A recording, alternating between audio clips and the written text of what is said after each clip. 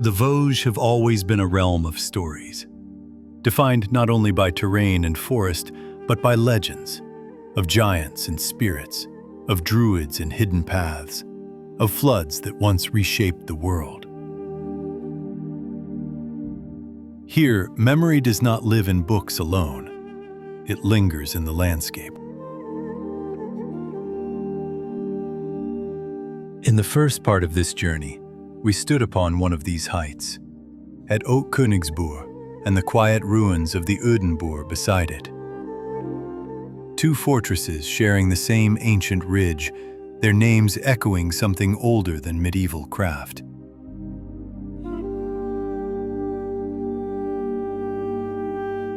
That place marked the first corner of a much larger pattern.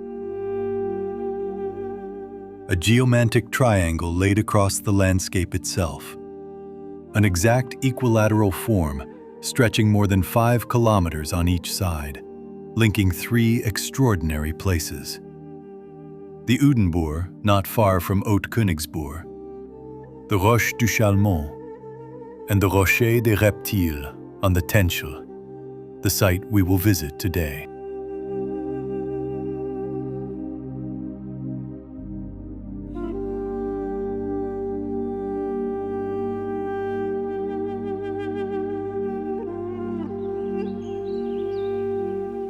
The path does not announce where it leads. It simply continues upward until the landscape begins to feel different.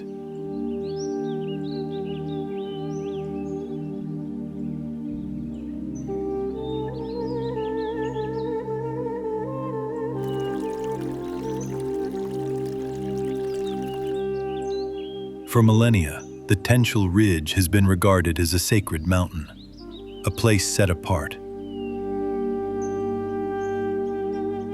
Old traditions speak of druids gathering here, to observe, to listen, to read the signs of land and sky.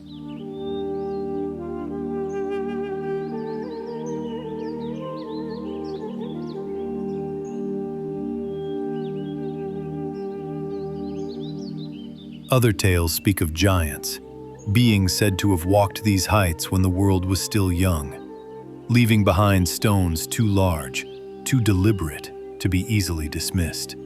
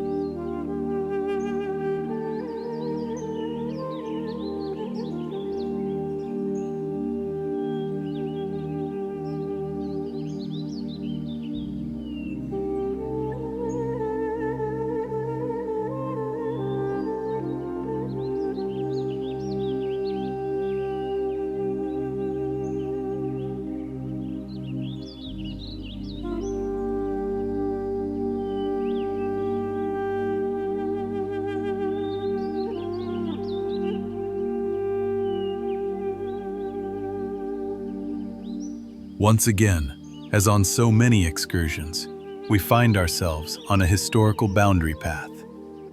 Upright stones appear at intervals, silent signs along the ridge.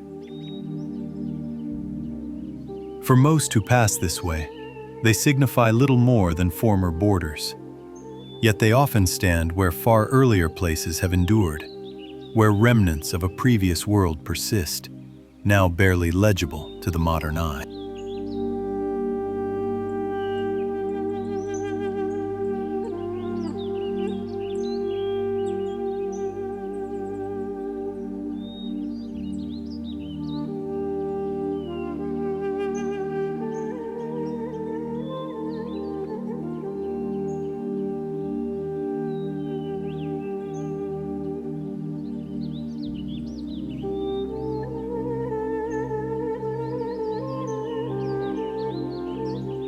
In the distance, Haut-Koenigsbourg, our previous destination.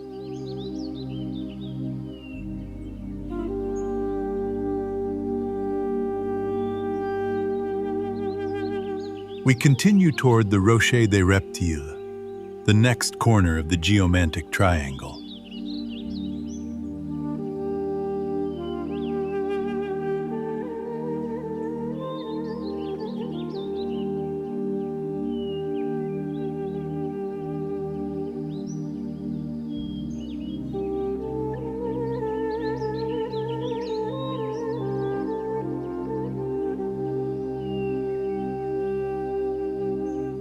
The path opens onto a broad, elevated plateau.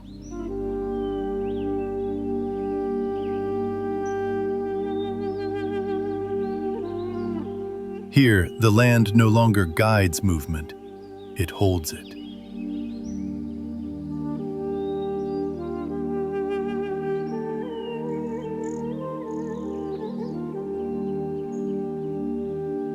The place known as the Rocher de Reptile takes its name from the stones scattered across it. Large, irregular blocks long imagined as petrified reptiles.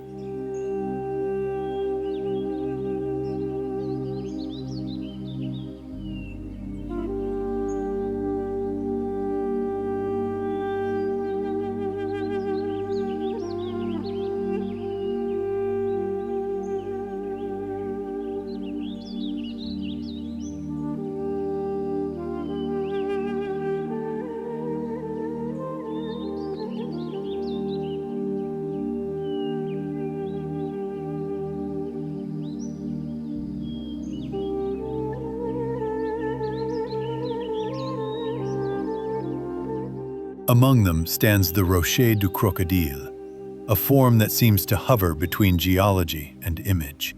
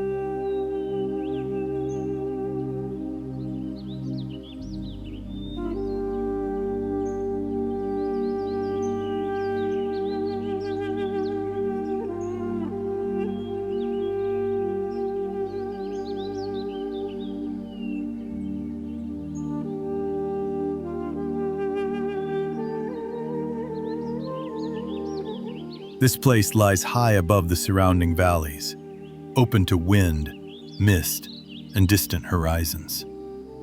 It is not a passage, but a place to remain.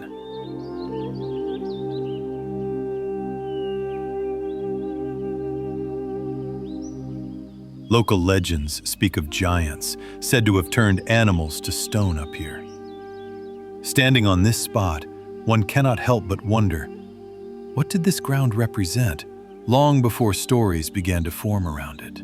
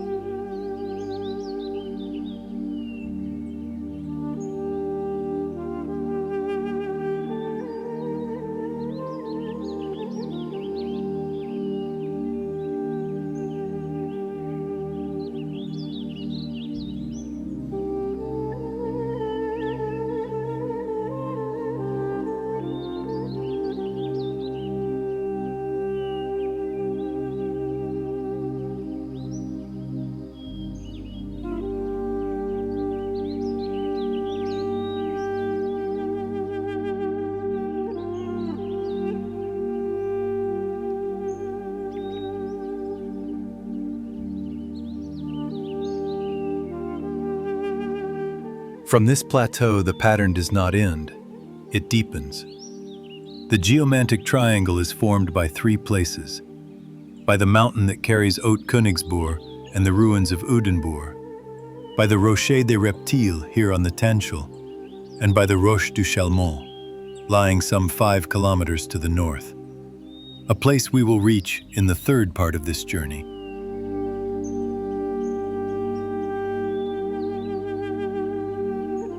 Between the Tentel and the Rocher de Reptile, local tradition places yet another link.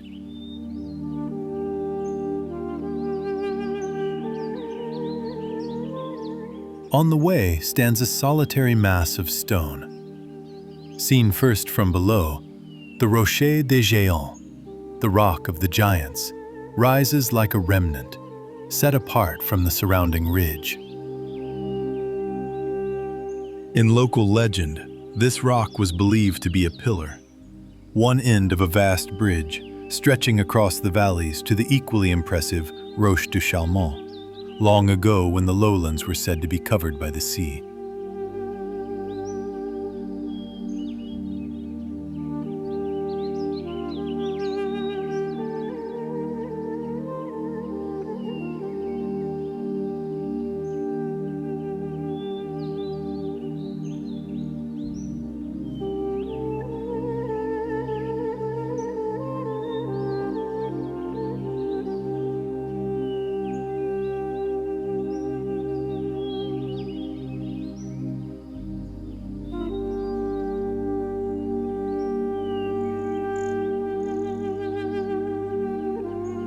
Now we find ourselves upon the Rocher des Géants itself.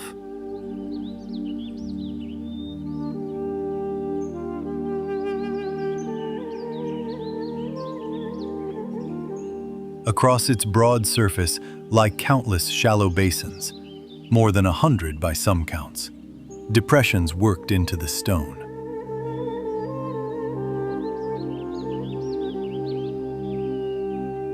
In later folklore, these were known as witches' bowls, places where potions were prepared beneath the open sky.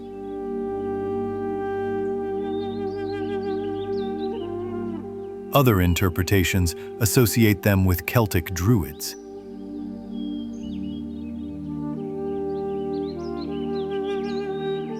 Whatever their origin, the sheer number of these formations marks this place as exceptional. This was no ordinary rock outcrop. Local tradition remembers it as a sacred place of giants, belonging to a world before the Great Flood, a time when the order of the land itself was different.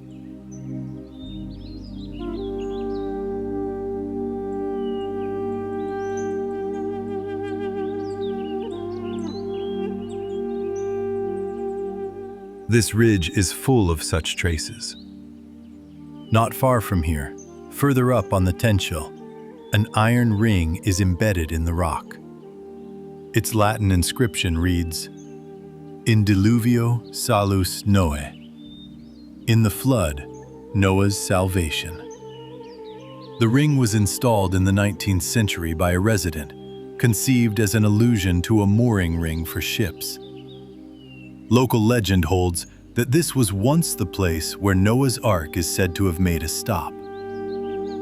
A later marker, yet one that connects this mountain again with much older stories of rising waters and a lost world.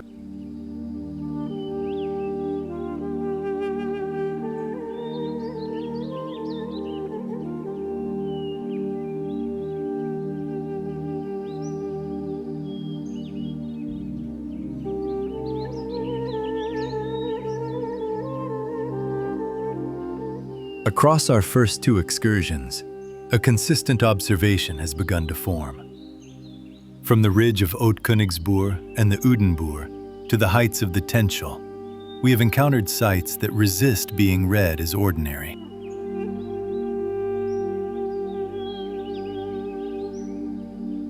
Each of them appears to have been chosen again and again, for building, for naming, for story.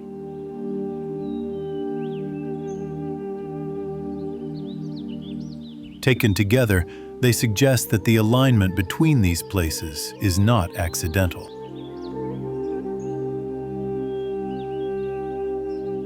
What remains on these heights is fragmentary and difficult to read, but it appears less like isolated landmarks and more like the eroded traces of a former coherence, remnants of a world whose structures no longer stand, but whose presence has not entirely faded.